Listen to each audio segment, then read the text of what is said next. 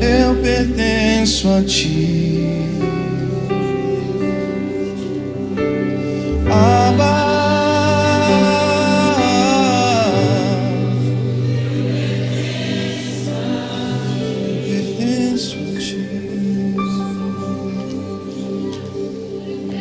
Coloque uma das suas mãos no seu coração agora e diga assim: Espírito Santo, que nessa noite, de uma vez por todas, você confirme no meu espírito que eu sou filho amado, e que a partir dessa noite eu não precise mais lutar pela afeição de mais ninguém,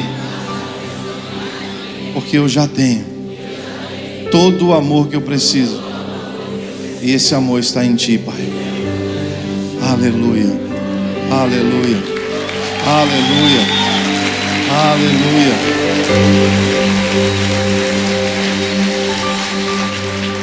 Você pode sentar. Glória a Deus. Quantos sabem que nosso Pai está aqui? Amém. Enquanto eu estava ali atrás, você vai ficar aí, irmão, de castigo, tocando comigo aí, não tem jeito não. Como dizia o Gregório, né? Cara, eu preciso de um tangedor, Gilson. Porque, cara, tem músicos que sabem tocar, mas outros liberam a glória de Deus, cara. Não é, Gilson? Você sabe disso, cara. Cara. Saudade do Gregório. Alguém sente saudade do Gregório? Meu Deus do céu. Aleluia. Ele deve estar deitado de pé para cima lá no trono de Jesus, só assim. Oh Deus, preciso de ti. E Deus deve ter dito para ele assim agora: Gregório, o pessoal está com saudade de ti. Cara, eu quero ficar aqui, cara. Não, mentira daqui, Senhor. Eu não quero, não. Cara, alguém consegue uma cadeira para esse cara tocar? Não precisa? Tá bom. Aleluia. Meus amigos, Deus resolveu o problema do mundo inteiro com uma estratégia tão maravilhosa. E essa estratégia foi: Ele enviou o seu Filho unigênito. Quando Deus quer sarar um povo, uma terra, uma nação, uma cidade, Ele não consegue fazer isso de outra forma a não ser levantando os seus filhos, colocando neles o seu Espírito e enviando eles no poder do Espírito Santo. Só que esses filhos de Deus,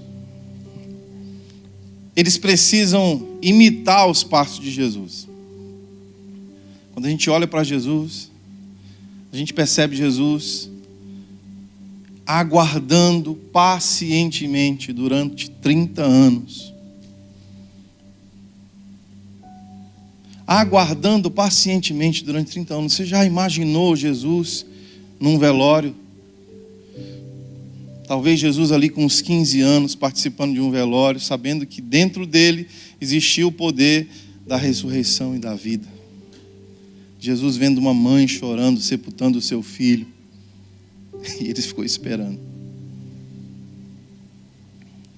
Você imagina Jesus indo para a escola, estudar a Bíblia, que ele mesmo ele é a própria palavra de Deus, e ele se submeteu a ficar ali, aprendendo, estudando, com os mestres da lei. Jesus que com um sopro da sua boca, com um sopro da sua voz, criou os céus e a terra. Agora está ali do lado do seu pai adotivo, José, aprendendo a fazer uma mesa, uma cadeira. Muitos de nós, irmãos, queremos alcançar grandes coisas.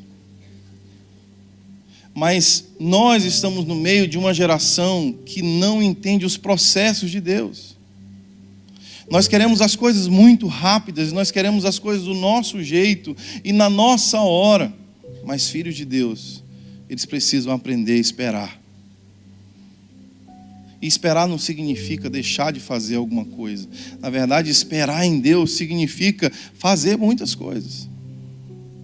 Jesus, para se tornar o grande rabino que foi, precisou estudar e se graduar.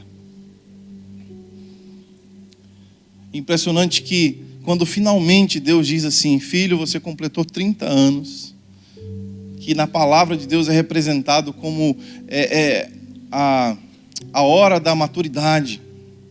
Quando se completa 30 anos, alguém é considerado maduro. E finalmente Jesus recebe aquele comando do Pai, chegou a hora do seu batismo. E você vê então Jesus se submetendo a uma autoridade terrena, reconhecendo João Batista, um homem criado, reconhecendo nele João Batista a porta para que ele pudesse exercer o seu ministério tão glorioso. Ele teve que reconhecer o ministério de João Batista.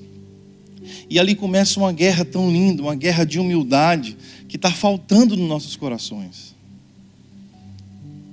Todas as pessoas, elas querem ser os protagonistas, né? Elas querem ser os Cristos, né? Elas querem ser aqueles aplaudidos porque resolveram a situação, encontraram a situação, se tornaram os maiores, os mais bem-sucedidos, né? E encontraram um lugar de maior sucesso. As redes sociais são uma guerra pelos cliques, pelos likes. E você vê uma guerra linda de humildade. O João Batista dizendo: Jesus, eu não sou digno de desatar as sandálias dos teus pés. E ele está dizendo: não, João Batista, você é o cara, você é a porta, o Espírito de Deus está sobre você, e eu preciso reconhecer a autoridade que está sobre ti. E João Batista fica dizendo: não, Jesus, eu preciso ser batizado por ti. E Jesus vai lá e fala: João, batiza, cara. A presença de Deus está sobre você, e eu preciso reconhecer isso. Nós, como filhos de Deus, precisamos entrar nessa dança da humildade, entrar nesse lugar onde o desejo pelos altos lugares, pelas altas promoções, pelos grandes títulos já caíram, já se foram, porque nós reconhecemos que nada é para nós, mas tudo é para a glória de Deus. Depois, quando chegaram para João Batista e falaram assim: João, aquele cara que você batizou, aquele homem que você batizou, ele está lá do outro lado do Jordão, e ele batiza mais do que você, e a mensagem dele é mais atual, e é mais viva, e tem uma coisa linda acontecendo com ele. Mas João, a gente precisa te honrar, vamos dar uma recalchutada nesse seu ministério, vamos tentar comprar uns números de seguidores ali para o Instagram. Você sabia que tem gente que compra número de seguidor? Esses dias um amigo meu falou assim: Daniel, não aguento mais, só é reconhecido na minha profissão quem tem muito seguidor. Então eu fui lá, paguei tantos R$1.000 e comprei um bocado de seguidor. Está escrito lá tudo em árabe lá. Eu falei: mas não vai adiantar nada, porque se não for seguidor real não tem like. Eu comprei o like também. Eu falei: meu Deus. E o coração de João Batista é aquele que diz assim: meus discípulos, eu sei que vocês me amam, eu sei que a gente teve um ministério grandioso, mas deixa eu falar uma coisa: eu não sou o noivo. A noiva pertence ao noivo e eu não sou o noivo. A minha alegria é só servir aquele cara ali. Quanto mais ele cresce, mais eu entendo que eu atingi o meu alvo. Quanto mais as multidões se convertem, mais eu entendo que eu encontrei o meu lugar no Senhor. Importa que Ele cresça e que eu diminua. Quando Jesus está crescendo e eu estou diminuindo, eu estou encontrando o meu alvo. João Batista tinha um grande temor de que as pessoas falassem mais sobre ele do que sobre Jesus. Você quer encontrar o seu lugar no reino de Deus? Alguns de nós estamos aqui hoje. Beleza, Deus, nós adoramos. Nós estamos aqui, e agora? O que eu vou fazer da minha vida? O que o Senhor quer que eu faça? Muitos jovens e adolescentes, eles ficam nessa frustração. Tem gente que entra até em depressão porque fica com crise de ansiedade, pensando no seu futuro. E o que eu vou fazer? O que Deus quer que eu faça? Se você quiser descobrir o seu lugar em Deus, invista o seu tempo descobrindo quem é o seu Deus.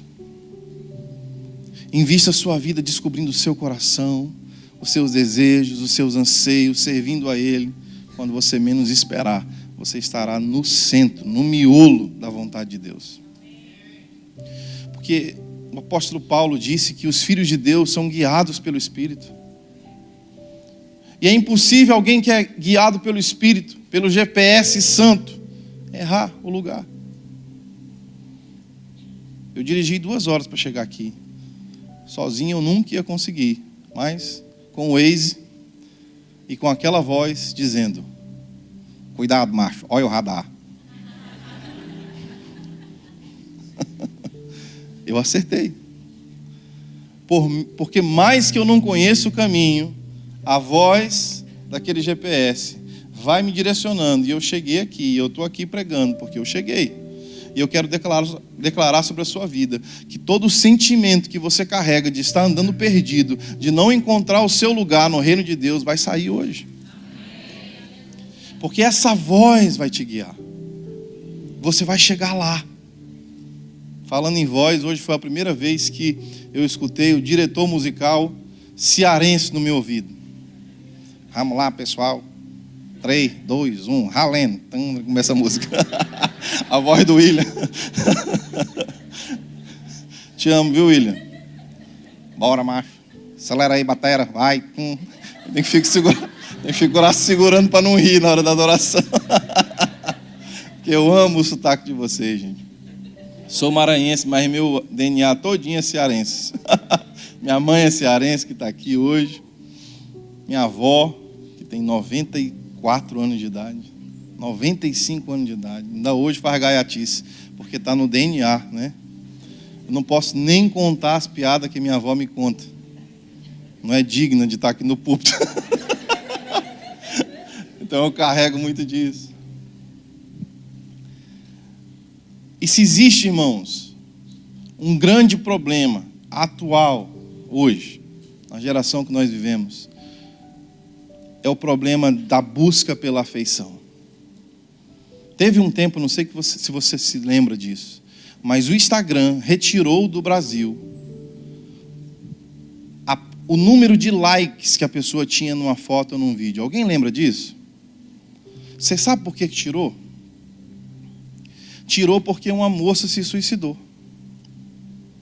Ela postou uma foto, ela se maquiou, se ajeitou, ela disse assim: hoje eu vou arrasar. E ela não arrasou. E ela se suicidou. E o Instagram ficou tão preocupado com a nossa geração, que ele falou assim: vamos passar um tempo, os brasileiros não estão prontos para ver quantas pessoas estão curtindo suas fotos. E hoje nós estamos numa crise muito grande. Nós buscamos a afeição das pessoas demais, e qualquer coisa ofende a nossa geração. Até a música Alvo Mais Que a Neve agora estão dizendo que vão ofender as pessoas. O outro está dizendo: como que nós vamos cantar que o nosso general é Cristo? Porque existem tantas pessoas que foram espancadas pelo exército, pela ditadura, não sei o quê. Meu Deus do céu. Dá vontade de dizer assim: Espírito Santo, prepara esses crentes tudinho e leva para a glória. Estou brincando. Mas sabe, nós estamos nessa geração, uma geração carente e melindrosa. E a resposta para essa geração carente e melindrosa é o poder do Espírito Santo. Porque Jesus, ele é batizado lá por João Batista, o Espírito Santo vem sobre ele, e quando o Espírito Santo vem sobre ele e enche Jesus, sabe qual é a primeira obra que o Espírito Santo faz? Não leva Jesus para o shopping. Jesus, vamos escolher o seu look profético para você começar a pregar.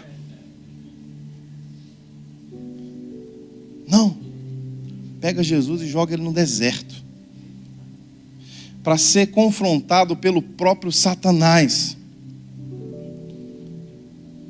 E a nossa geração não entende isso, porque nós não sabemos distinguir, discernir o que é o amor verdadeiro. Porque para a nossa geração o amor é a ausência de processo doloroso.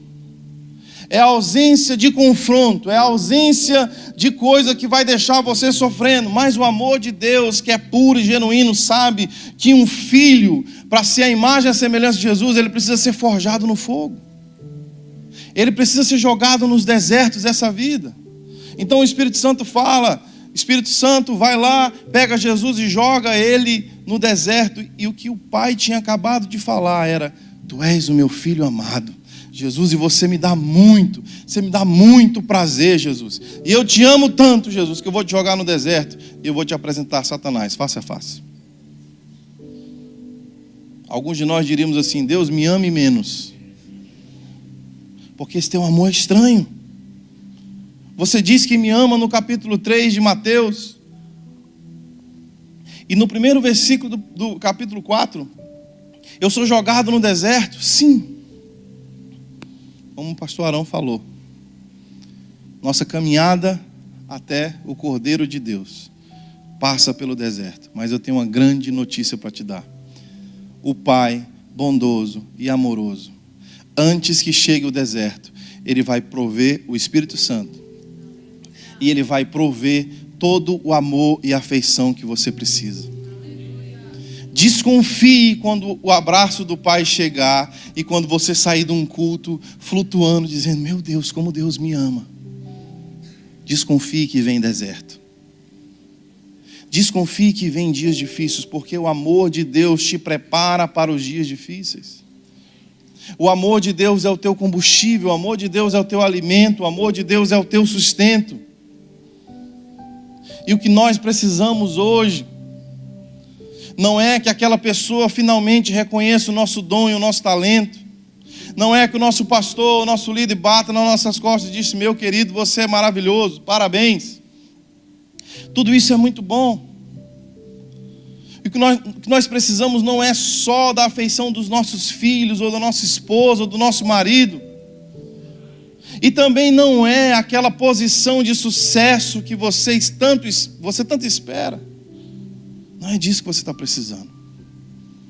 Você está precisando dessa palavra que Jesus recebeu em Mateus capítulo 3. Eu amo você, Jesus. E Jesus não tinha feito absolutamente nada sobrenatural até aquele dia. Jesus era praticamente um anônimo até aquele dia. E Deus disse para ele: eu amo você. E você me dá prazer. Porque o prazer que nós damos a Deus não é o fruto do nosso trabalho apenas. É o nosso relacionamento com Ele. Então muitas pessoas elas estão assim, desesperadas pela afeição de alguém. Elas estão culpando outras pessoas porque o seu coração não está bem, está ferido e está amargurado, e você está culpando aquela pessoa que você tinha uma amizade maravilhosa com ela, e a culpa é dela porque era uma amizade tão boa e depois você perdeu aquela amizade, tudo foi por água abaixo. O problema é que eu tenho trabalhado tanto, mas meu chefe não vê. O problema é que eu dou tanto amor para minha esposa, ela me dá de volta. O problema é que eu tenho amado tanto os meus filhos, eu não estou vendo de volta esse retorno. O problema, meu irmão e minha irmã, é que nós precisamos hoje parar nesse posto de combustível chamado amor de Deus e encher o tanque do nosso carro espiritual desse combustível. Porque essa palavra de afirmação que Jesus recebeu foi suficiente para ele passar pelo deserto todinho, com fome, com sede. E quando Satanás questiona: tu és mesmo o Filho de Deus? Jesus responde assim: nem só de pão viverá o homem, mas de toda a palavra que vem da boca de Deus. Que palavra que tinha vindo da boca de Deus? Tu és meu filho amado. O que Jesus estava dizendo é: Satanás, eu não preciso te provar nada, e eu não preciso usar dos meus dons para provar para você que eu sou filho de Deus, porque eu não preciso disso para ser cheio. Eu já estou cheio de toda a aprovação que eu preciso. Eu acabei de ouvir do meu pai 40 dias atrás. e a vontade dele para mim não mudou. Porque, irmãos, a gente acha que o amor de Deus é volátil. Sabe por quê? Porque a opinião das pessoas por nós, Gilson, é volátil. Irmãos, um dia alguém me convida para uma conferência e vai ser uma bênção. Aquela pessoa vai estar chorando, dizendo: pastor Daniel, obrigado porque você veio. Meses depois, eu lanço uma música, aquela mesma pessoa que estava chorando diz: meu Deus, que música feia que esse cara cantou, vou ouvir mais não. Um dia as pessoas te admiram, no outros dias elas não estão nem aí para você. E se você ficar tentando agradar as pessoas, ai meu Deus, fulano me amava, agora não me ama mais, agora aquele me queria, não me quer mais, você não vai conseguir. Só existe uma coisa que pode preencher essa carência que a nossa geração tem, e é o amor que Jesus Cristo encontrou lá no Rio Jordão. Nós precisamos parar nesse mesmo lugar, nós precisamos encontrar esse mesmo lugar e sermos cheios da glória de Deus. Jesus passou pelo deserto, passou pelo confronto com Satanás. Jesus um dia perguntou para os discípulos: qual é a opinião de vocês sobre mim? Só um deles respondeu: tu és o Filho do Deus vivo. Os outros estavam confusos ainda. As multidões falavam que ele podia ser filho do diabo, que ele podia ser um profeta bom, que ele podia ser um profeta ruim, que ele podia ser Elias, que ele podia ser João Batista. Um dia Jesus foi abraçado e amado pela multidão, dizendo: Hosana, bendito é o que vem em nome do Senhor. No outro dia a mesma multidão estava dizendo: mata esse homem, nós queremos Satanás, ou Barrabás, que é quase a mesma coisa.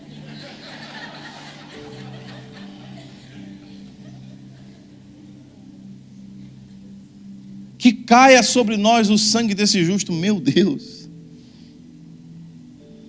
como que eu posso confiar no amor das pessoas? Porque o amor das pessoas muda. Filhos podem deixar de amar os seus pais, pais podem deixar de amar os seus filhos. Contudo, o amor de Deus por nós nunca muda. A Bíblia diz que ainda que teu pai e tua mãe te abandone, eu jamais te abandonarei. Ainda que a mãe que amamenta o seu filho rejeite ele, eu jamais rejeitarei você. Nós precisamos imitar Jesus, irmãos. Não apenas cantar que queremos ser como ele, mas seguir esses passos. Tem uma palavra estranha pra caramba. Ela se chama pericorese. Alguém já ouviu falar dessa palavra? Alguém pode dizer assim: pericorese, toma de 8 em 8 horas, você vai ficar bom dessa azia. Não vai lá perto daquele irmão não, que ele está com pericorese aguda, pode transmitir para você. Mas pericorese é um negócio estranho, mas é maravilhoso. Mas para eu explicar, eu precisava de uma família completa aqui. Filho de vocês tem algum filho aqui? Não. Vem o filho espiritual aqui, o Naná. Vem cá, pastor Aline, vem cá, Gils. Vem cá, sobe aqui. Deixa eu explicar para vocês o que é a pericorese.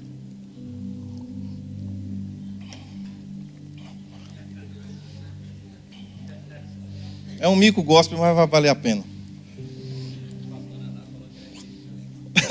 Ele está dizendo que é pericareca ele. Ó, aqui, ó. Aqui está o Pai, aqui está o Filho e aqui está o Espírito Santo. Pai, você pode tirar a mão do Espírito Santo? Obrigado. O que os teólogos dizem que é a pericorese? Fica assim, ó, igual uma roda, vocês três assim, dá a mão para o outro.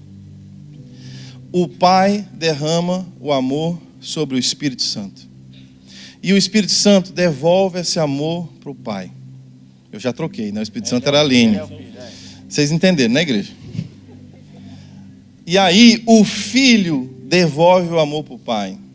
Aí o Filho derrama o amor sobre o Espírito Santo. E o Espírito Santo devolve o amor para o Filho e devolve o amor para o Pai. Começa a girar assim, ó. E eles dizem que é como se fosse uma brincadeira de roda. Eles estão exatamente na cirandinha. Eles estão dando amor um para o outro, recebendo amor de volta um para o outro. Não existe carência, não existe falta de afeição. Para só um pouquinho aqui. Eu estou com medo de vocês caírem aqui. Vai, fica aí. Aí, o pai fala para eles dois: façamos o homem a nossa imagem, a nossa semelhança. Por que que a Trindade está resolvendo fazer a gente? Um homem de Deus chamado Tim Keller, é um teólogo maravilhoso. Ele diz assim: a única razão para Deus nos criar não é porque eles precisam de adoração, eles estão muito carentes. E eles precisam tanto de um ser inferior dizendo santo, santo, santo, para eles sentir que são mais Deus. Não. Eles são completamente satisfeitos. O filho é satisfeito no amor do pai, o pai é satisfeito no amor do filho, o filho é satisfeito no amor do espírito, e o espírito é satisfeito no amor do filho e do pai. Por que é então que um dia eles param essa dança chamada pericorese, a dança da Trindade, para criar o homem? E ele fala assim: a única razão é para que esse amor, que é tão perfeito e que supre cada necessidade deles, possa alcançar mais pessoas. Porque o amor, quando é puro, quando é verdadeiro, gera um fruto, gera filhos. Tem alguém aqui que é órfão? Tem? Você é órfã? Vem cá, minha irmã. Vem cá. Como é que é o teu nome? Fica aí, Priscila Simeão. Pai, você pode pedir para o filho mergulhar, sair da eternidade e mergulhar aqui, ó, em forma de homem, e buscar aquela mulher ali?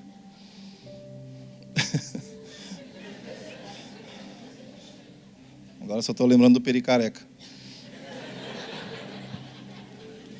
Como é teu nome mesmo? Fala de novo. Priscila Simeão.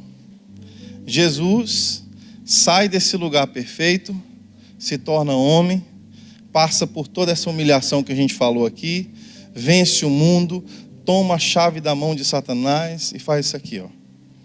Pega uma pessoa que não tinha família, que não tinha pai, não tinha mãe, entra na dança, minha irmã. Vocês podem dançar com ela um pouquinho aí? Isso aqui é pericorese.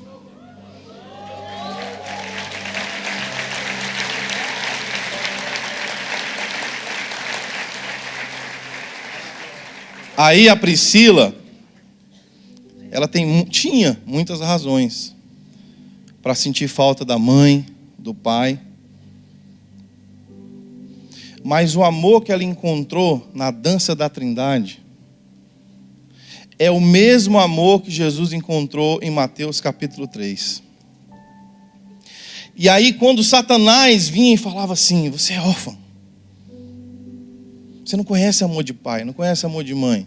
O Espírito Santo falava para ela assim: abraça ela aqui, Espírito Santo. O Espírito Santo dizia para ela assim: não dá lugar para essa voz do Satanás não, você tem todo o amor que você precisa. Você tem todo o amor que você precisa. Está aqui, nesse abraço, nessa presença. Quem está entendendo o que eu estou falando? Dá para dar uma dançadinha de novo, hein? Pericorese, pericareca. Olha aí, gente. Que coisa maravilhosa.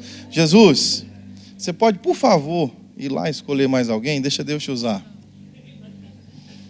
Fica aí, fica aí. Gente, vocês estão entendendo o que eu estou falando? Aqui embaixo não vai dar para a gente suprir essa carência. Aqui embaixo, tudo o que a gente fizer para tentar suprir essa carência não vai dar certo. Eu não tinha recebido um abraço de filho, nem um filho falando comigo: papai, eu te amo. Porque minha filha tem paralisia cerebral. Ela não consegue falar até hoje, mas vai conseguir, para a glória de Deus. E aí Deus me deu um garoto chamado Éden. Enquanto a minha filha não fala, com ele eu tenho que falar assim: meu filho, em nome de Jesus, para de falar. E ele me abraça e me beija e fala: papai, eu te amo, eu te amo, eu te amo, eu te amo, eu te amo. E me beija, me beija. Eu falei: meu amigo, eu já entendi. Sabe o que eu percebi? O buraco está lá. O Éden não conseguiu suprir. Só quando eu entro nesse lugar aqui, ó. Vamos lá, todo mundo. Pericareca, vamos. Você pode aplaudir, Senhor? Obrigado, gente. Deus abençoe. Sabe o que nós precisamos hoje? Entrar nesse lugar, nessa dança. Daniel, mas eu posso? A Bíblia diz que você já foi lavado, remido pelo sangue de Jesus. E você não precisa mais ficar buscando a afeição das pessoas em qualquer outro lugar. Irmãos, isso é tão poderoso que os melhores amigos de Jesus fugiram no dia da crucificação. Aquele que seria o líder da igreja, o líder que Jesus estava preparando para uma grande obra, negou Jesus 3 vezes, espraguejou, falou mal dele, e disse: eu nunca conheci esse homem, cuspiu no chão. Jesus viu tudo isso.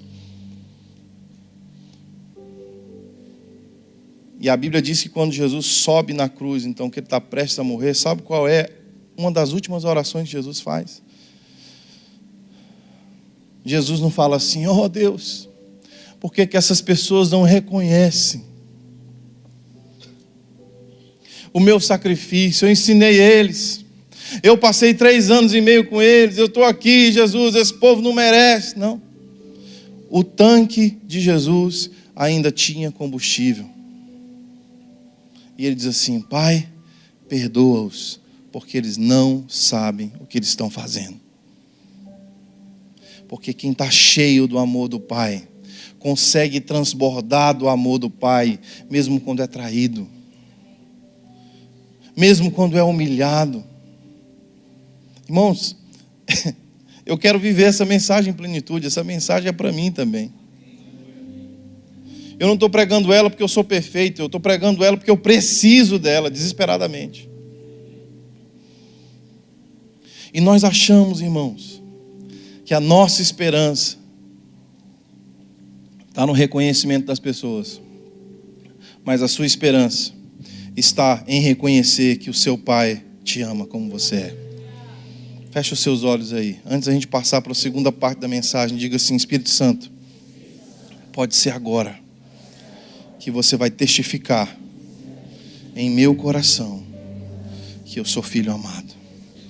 Pode ser agora que você vai suprir cada uma das minhas carências. Eu quero entrar nessa dança, Senhor. Eu quero entrar nessa dança, Senhor. Amém. Glória a Deus. Quando eu estava ali atrás orando e perguntando sobre o que eu poderia falar, foi muito assim nítido que o Espírito Santo falou nesse aniversário. Fala para a minha igreja lembrar dos fundamentos. Eles só estão chegando tão longe por causa dos fundamentos. E um dos fundamentos é o coração do Pai. Essa casa se chama Casa do Pai. E eu entendo que Deus, Ele quer comunicar algo importante para nós. E parte do que Ele quer comunicar para nós, eu estava ouvindo essas profecias, que boa parte delas já se cumpriram, né? Aquilo é a Cindy Jacobs? Kim Mess. Ah, tá. E ela estava falando, e o Gilson falando: olha, isso já se cumprindo, e tem coisas que vão se cumprir em breve. E esses dias atrás eu estava ouvindo um grande homem de Deus que tem estudado muito sobre a igreja de Cristo. Ele falou assim: olha, muitas vezes nós nos empolgamos em fazer muitos filhos. Vamos ganhar a fortaleza para Jesus, então vamos fazer muitos filhos, vamos ganhar muitas almas, filhos, filhos, filhos, filhos e filhos, e vamos encher a casa do Pai de filhos. Mas ele falou assim: o Espírito Santo tem dito que nós precisamos ter ainda mais preocupação em levantar pais. Um filho, em uma noite, de prazer você gera. Agora, um pai leva décadas de investimento, de discipulado, de aconselhamento, mas o Senhor está dizendo para você, chegou a hora de você se transformar em um pai. Porque a multidão de filhos que está vindo é gigantesca. E vocês precisam levantar pais. O apóstolo Paulo estava muito preocupado com a igreja. Ele dizia, olha, vocês têm muitos mestres, vocês têm muitas pessoas aí que ensinam, mas eu estou preocupado com vocês porque vocês não têm muitos pais. Porque é diferente, alguém pode te ensinar alguma coisa, alguém pode te dar conhecimento, alguém pode te dar aconselhamento, alguém pode te dar sustento, mas não é a mesma coisa de ser pai. Então o apóstolo Paulo ele diz assim, então olha para mim e seja meus imitadores como eu sou imitador de Cristo. Ou seja, Paulo está trazendo uma definição para nós. Um pai não é apenas alguém que pode ensinar. Um pai é alguém que pode ser copiado. É alguém que você pode olhar para ele e você falar assim, eu quero ser parecido com esse cara. Porque ele se parece com Jesus. Eu quero copiar o estilo de vida desse cara, porque ele se parece com Jesus. Esses dias nós estávamos lá na pousada do Adailto, fazer aqui o merchandising. Beberibe, fica muito pertinho aqui, quarto 3, quarto ungido. Aleluia. E a gente ficava lá com os pastores, e o pastor Eibe sempre lá, né? Cara, e é impressionante, que a gente pode olhar para ele, né, Jus? Em cada situação, ele está sendo exemplar. Ele está transferindo conhecimento, mais do que com a sua pregação, mais com a sua vida. Tem vezes que eu saio de algumas conversas, de algumas reuniões com o pastor Eibe, falando assim, Espírito Santo, será se vai ser possível um dia eu ter essa atitude? Eu ter esse coração? E o Espírito Santo diz, vai. Copia ele, porque ele está me copiando. Imita ele, porque ele está me imitando. Eu não estou dizendo para você idolatrar pessoas.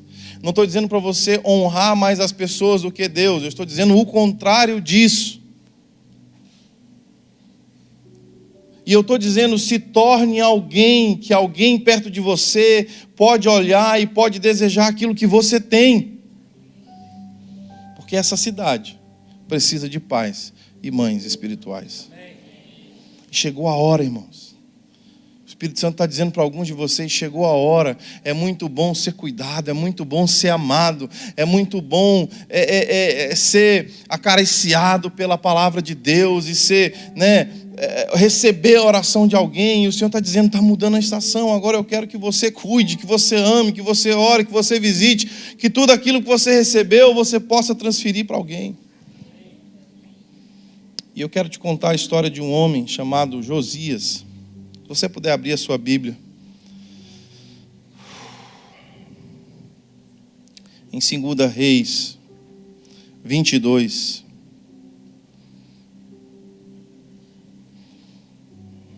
Oi. Ah, tá.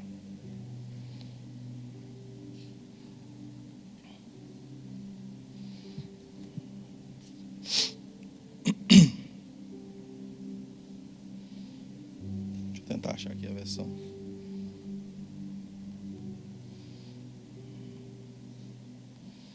Segunda Reis 22 é a NVI.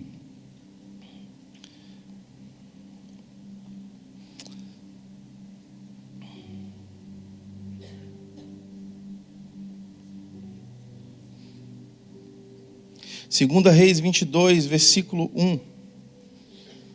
Diz assim, ó. Josias tinha 8 anos de idade, isso mesmo que você está lendo, 8 anos de idade quando começou a reinar, e reinou 31 anos em Jerusalém. E o nome da sua mãe era Gedita, filha de Adaías, e ela era de Boscate.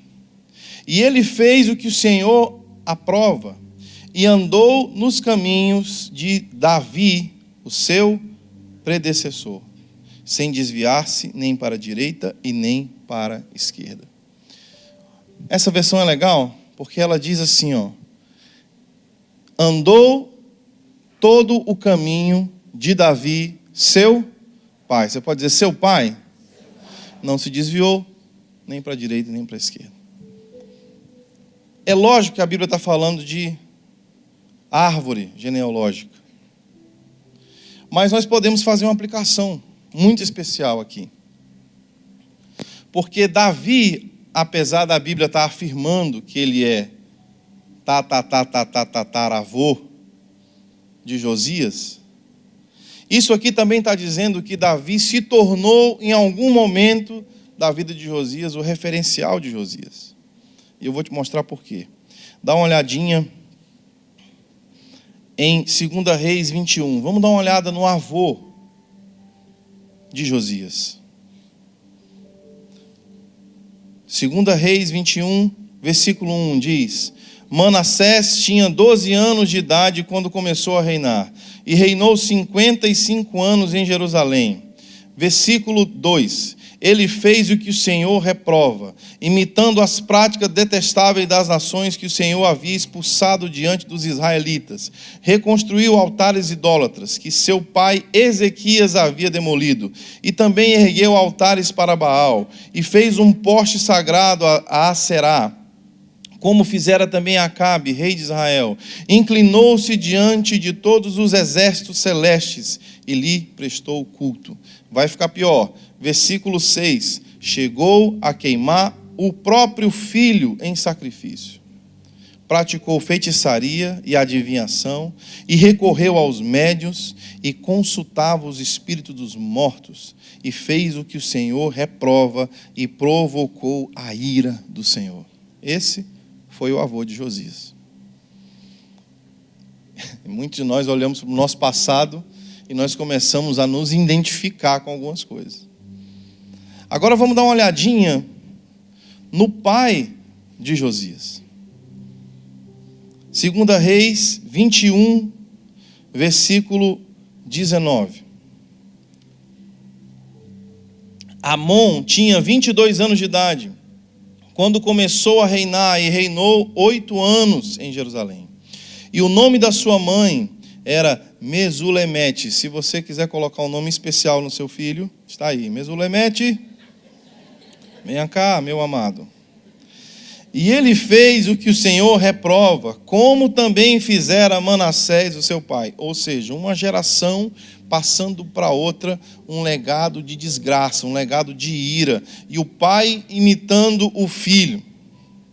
Imitou seu pai em tudo, prestou culto aos mesmos ídolos aos quais seu pai havia cultuado, e inclinou-se diante deles.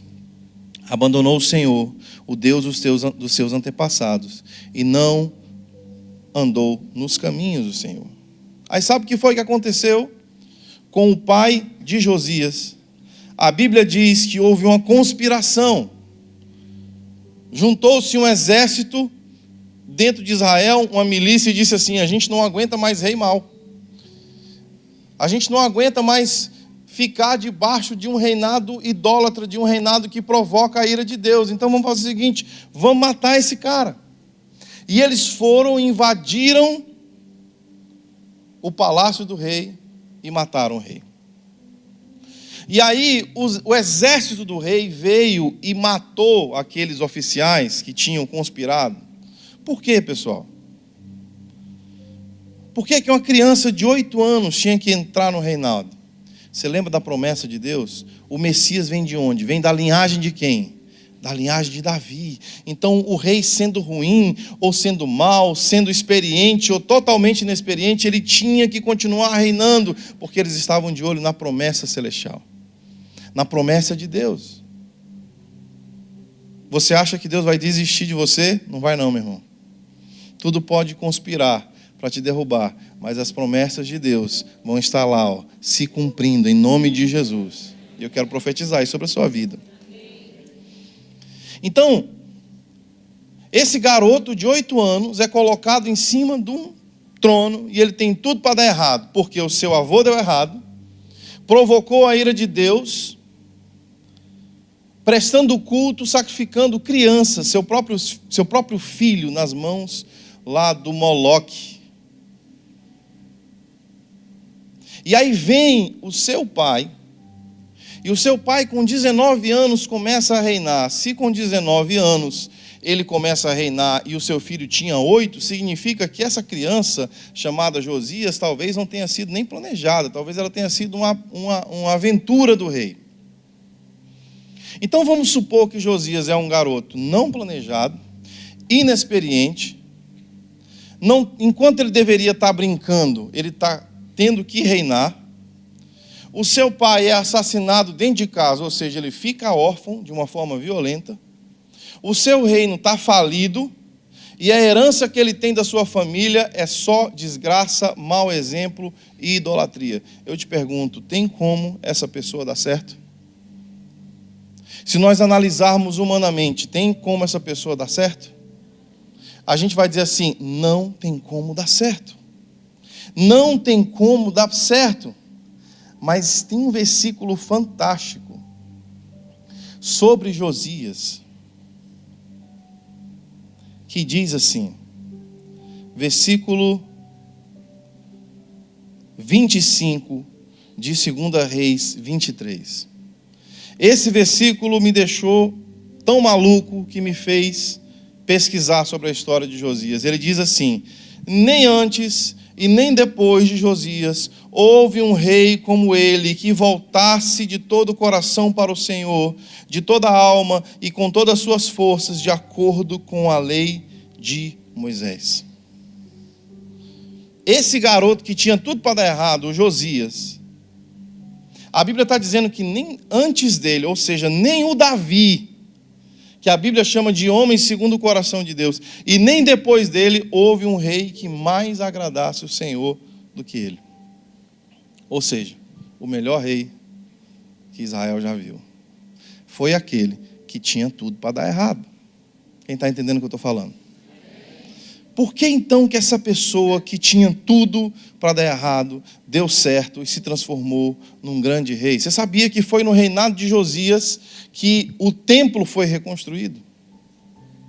Você sabia que foi no reinado de Josias que a palavra de Deus foi encontrada? Ela estava escondida entre os escombros. E a palavra de Deus foi reencontrada porque Josias começou a imitar a Davi. E alguém disse, Josias, finalmente encontramos os rolos, isso aqui é a Bíblia, ó, isso aqui são os 5 livros da palavra. Ele se sentou e ele colocou um grupo se revezando, disse assim, lê esse negócio para mim dia e noite sem cessar. E ele não dormia, não comia direito, ficava lá ouvindo, e quando ele mais foi ouvindo, ele ia rasgando as suas vestes, raspando sua cabeça e gritando desesperado, dizendo, é por isso que a nossa nação está em tamanha desgraça. Nós temos ofendido o Senhor, nosso Deus. E foi no reinado de Josias que toda a idolatria de Israel foi derrubada. E a adoração começou a voltar de novo. Foi no reinado desse garoto que tinha tudo para dar errado. Eu fui atrás de saber por que esse garoto deu certo. Qual foi o segredo? E eu descobri que todo rei tem um conselho. E esse conselho ajudou Josias no seu reinado, nas suas decisões. Afinal de contas, uma criança com 8 anos de idade não tem juízo suficiente para comandar uma grande nação. Mas ele tinha conselheiros. E alguns desses conselheiros falaram, cara, acabou nossa vida, acabou nossa esperança, porque o avô desse menino não deu certo. O pai dele tinha 19 anos e não deu certo. Foi tão ruim que foi assassinado. E agora esse que tem 8 anos. Mas alguém disse assim, nós temos, na verdade, a maior oportunidade de transformar a história da nossa nação. Porque nós temos uma criança em nossas mãos e nós podemos inspirar o coração dessa criança. Nós podemos, ao invés de garantir que ela vai cumprir o legado dos pais de erro e dos avós de erro, nós vamos colocar outro referencial para essa criança. E essa criança vai ter um herói. Essa criança vai ter uma inspiração. Então esses homens começaram a contar para Josias os grandes feitos de Davi. Eles começaram a inspirar o coração de Josias, aquele garoto que tinha um avô idólatra, que matava crianças. Aquele garoto que tinha um pai idólatra, que provocou a ira de Deus. Aquele garoto órfão, aquele garoto que estava sem dinheiro, aquele garoto que não tinha referência nenhuma. Começou a receber as histórias de Davi. E eu posso ver o pequeno Josias imitando Davi, jogando a pedra na cabeça de um guarda. Aquele guarda com um balde na cabeça, ele dizendo: vamos lá, tu é Golias e eu sou Davi. Pá! Agora tu vai ser o urso, eu vou te matar, tu vai ser o leão. E aqueles homens foram inculcando a palavra de Deus e inspirando aquela criança. Porque toda criança gosta de herói. E nessa hora da mensagem a gente começa a descobrir a nossa idade. Quantos aqui já saíram correndo alguma vez da escola para não perder o episódio de Caverna do Dragão? Levante a sua mão. Meu Deus, tem velhos aqui também, como eu. Quantos aqui ficaram esperando o próximo episódio do Ninja Jiraiya? Levante sua mão. Thundercats? Meu Deus. Cavaleiro do Zodíaco? Power Rangers? Dragon Ball? Dessa parte para lá começa a ficar Nutella. Tô brincando. É legal. Meu Deus, gente, eu tenho uma força. Alguém já pegou? Alguém já pegou o rodo e ficou levantando assim? Com as costelas aparecendo aqui que estava para contar. Eu tenho uma força, não tinha nada. Thundercats, meu Deus. Sabe o que acontecia com a gente quando a gente via esses desenhos? A mesma coisa que estava acontecendo 2 dias atrás, lá na pousada. Estavam os filhos do Gil, meus filhos, os filhos do Isaías, e eles estavam lá assistindo um trechinho do Kung Fu Panda. Quando eu voltei, eles já estavam assim.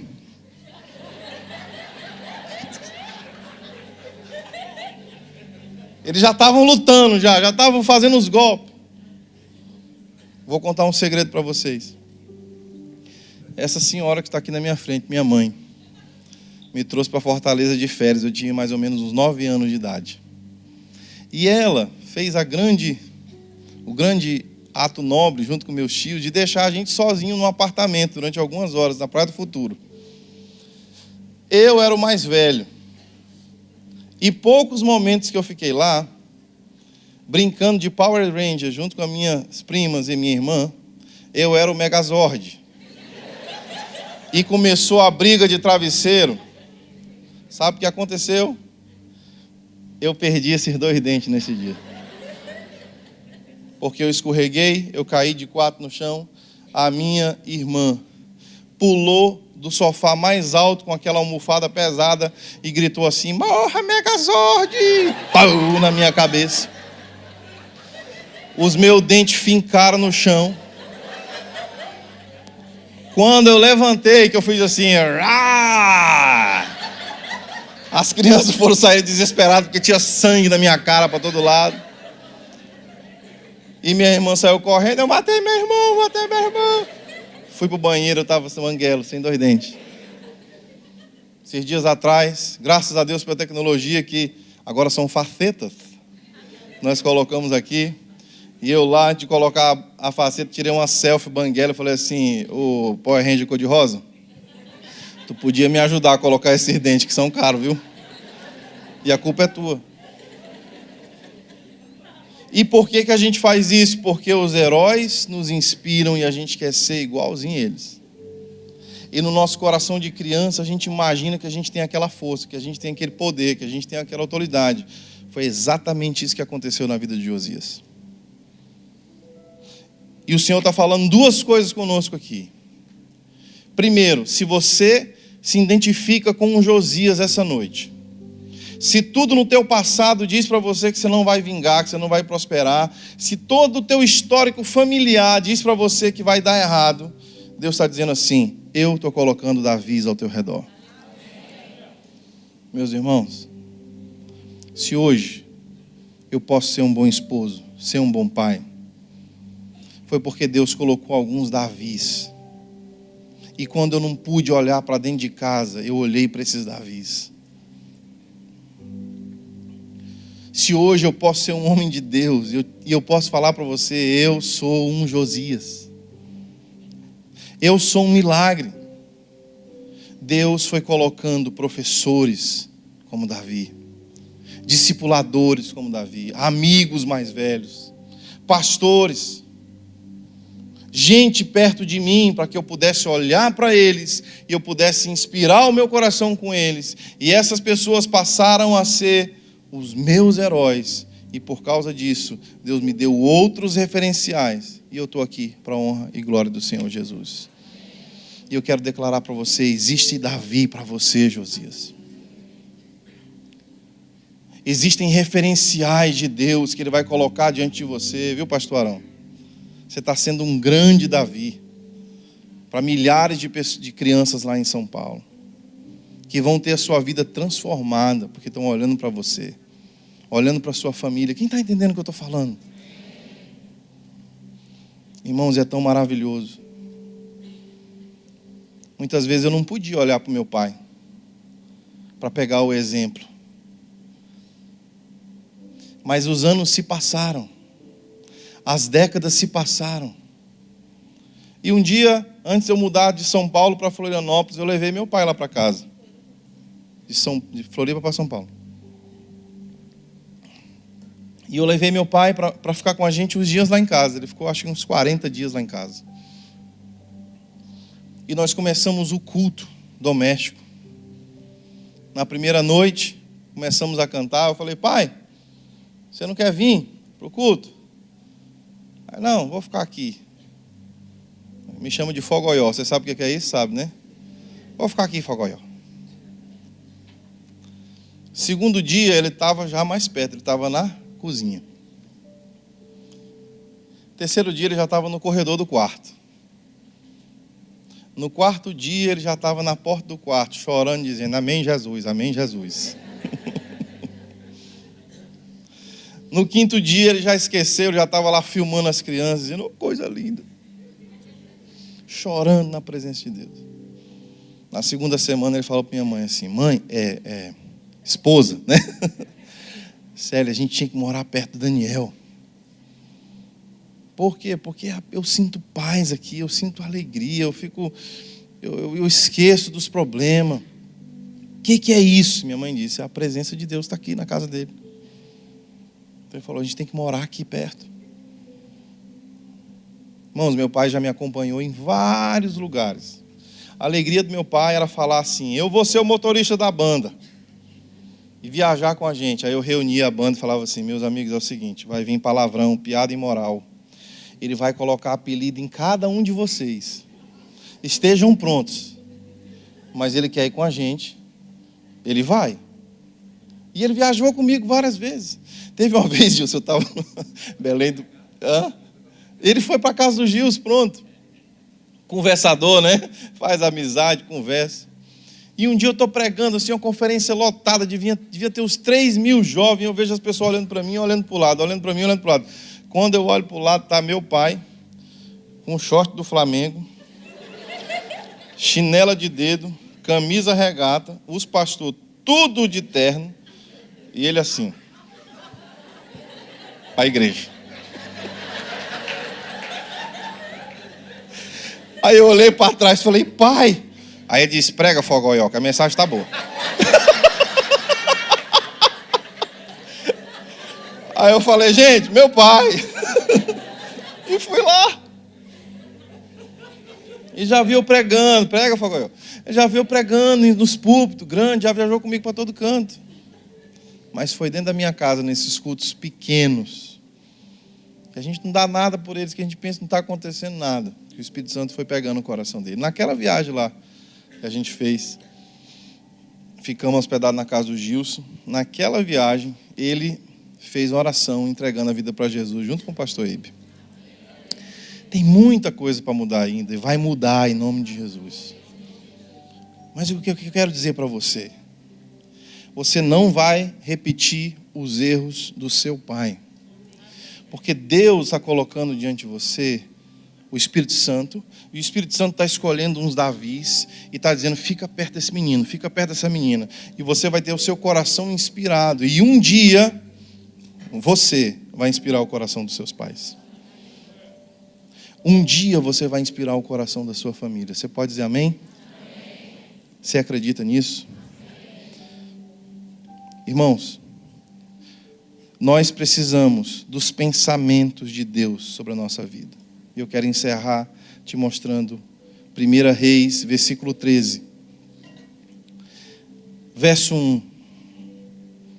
Eu perguntei para o meu professor de teologia, eu falei, cara, quantos anos foi essa palavra profética sobre Josias? E a gente fez uns cálculos lá, que foi entre 150 anos a 300 anos, mais ou menos. Não dá para fechar um número. Mas é muito tempo. Vamos chutar aqui 150 anos, 1 século e meio. E o que é que está acontecendo? O povo de Deus está profanando o altar do Senhor. Aquele altar que deveria ter sido santo, que Davi projetou, que Salomão construiu para que Deus fosse adorado. Agora estão colocando lá sacrifícios a outros deuses. Estão profanando aquele lugar. Olha o que 1 Reis 13, versículo 1 diz assim. E eis que por ordem do Senhor veio de Judá até Betel um homem de Deus. E Jeroboão estava junto ao altar para queimar incenso.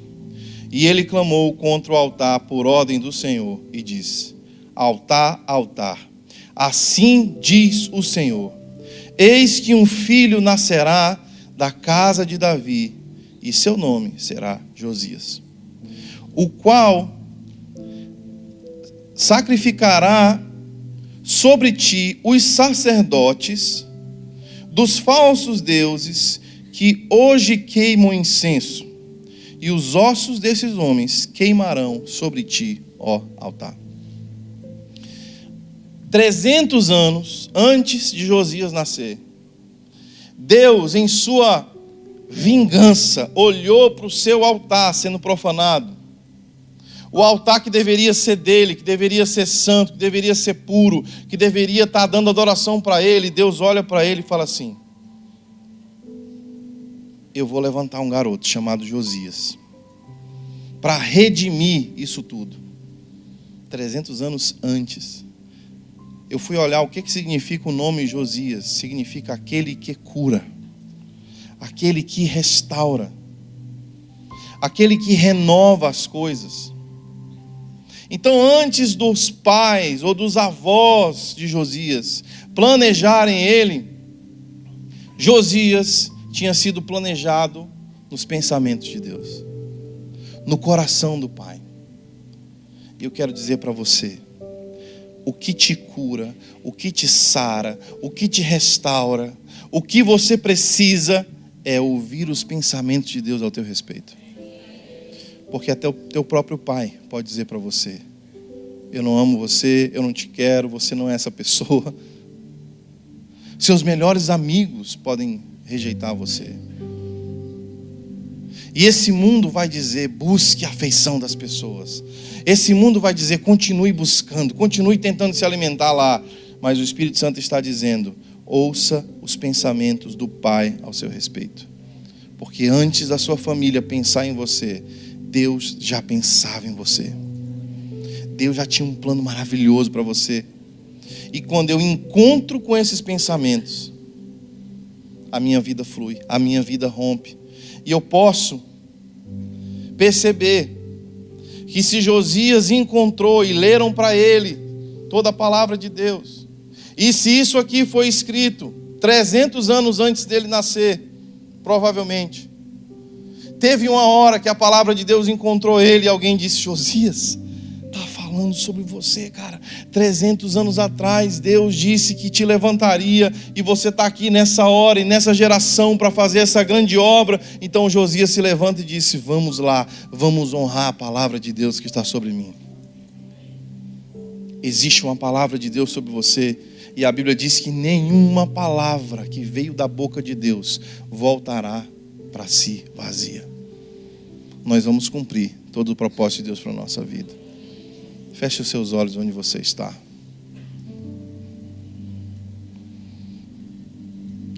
Deixa essa presença do Pai que está aqui restaurar o seu coração.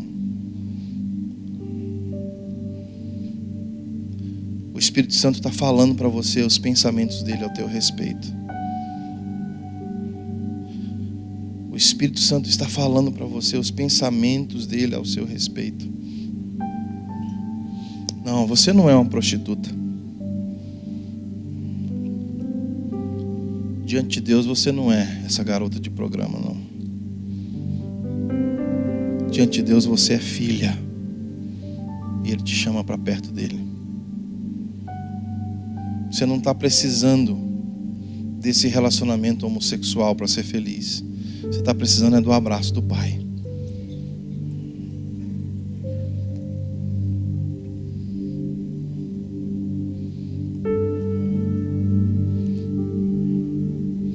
Vai ficar tão fácil perdoar aquela pessoa, porque você está sendo cheio do amor de Deus. Vai ficar tão fácil vencer esse pecado, porque você está sendo cheio do amor que supre cada uma das tuas necessidades.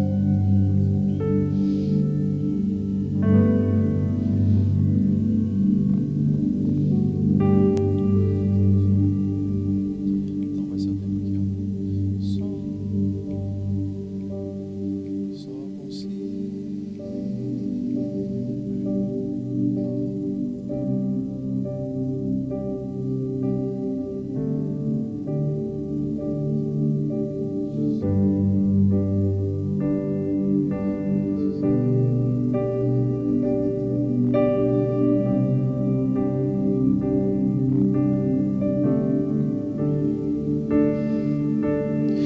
Não sou um órfão, não sou um escravo, não sou um servo.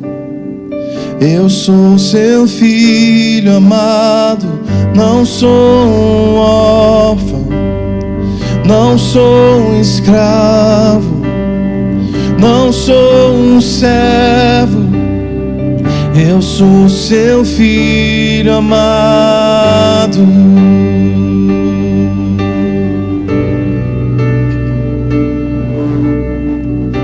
Eu sou seu filho amado. Te amar e ser amado por ti, esse é o meu chamado. Te amar e ser amado por ti, esse é o meu chamado. Te amar e ser amado por ti, esse é o meu chamado. Te amar e ser amado por ti, esse é o meu chamado. Esse é o meu chamado.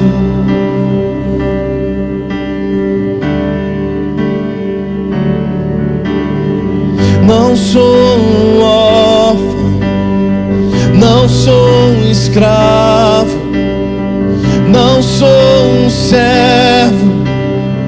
Eu sou teu filho amado. Não sou um órfão, não sou um escravo, não sou um servo. Eu sou teu filho amado.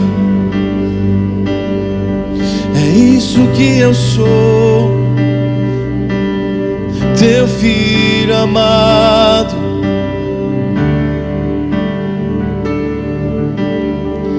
Te amar e ser amado por ti, esse é o meu chamado.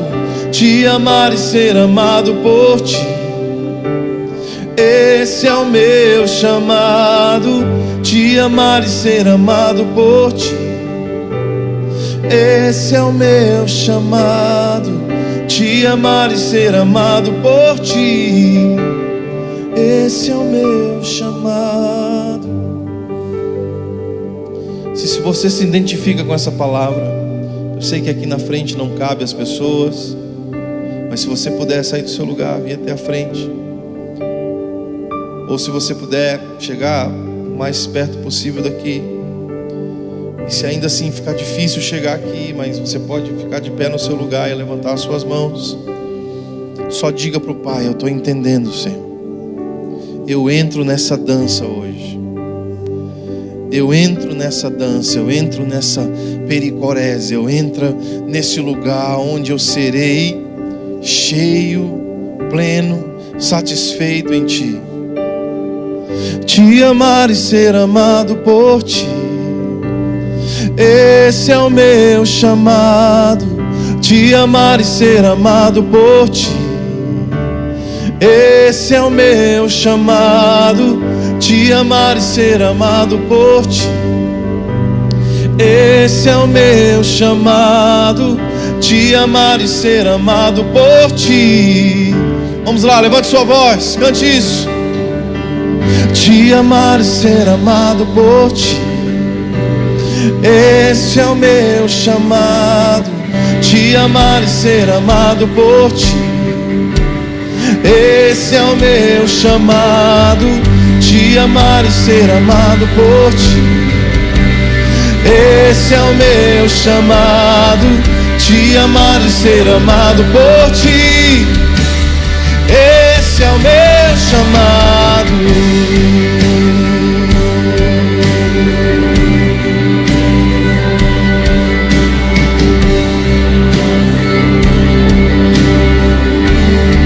Levante as suas mãos. Não sou um órfão, não sou um escravo, não sou um servo, eu sou seu filho amado. Não sou um órfão, não sou um escravo, não sou um servo, eu sou seu filho amado. Te amar e ser amado por Ti. Esse é o meu chamado, te amar e ser amado por Ti. Esse é o meu chamado, te amar e ser amado por Ti. Esse é o meu chamado, te amar e ser amado por Ti. Esse é o meu chamado.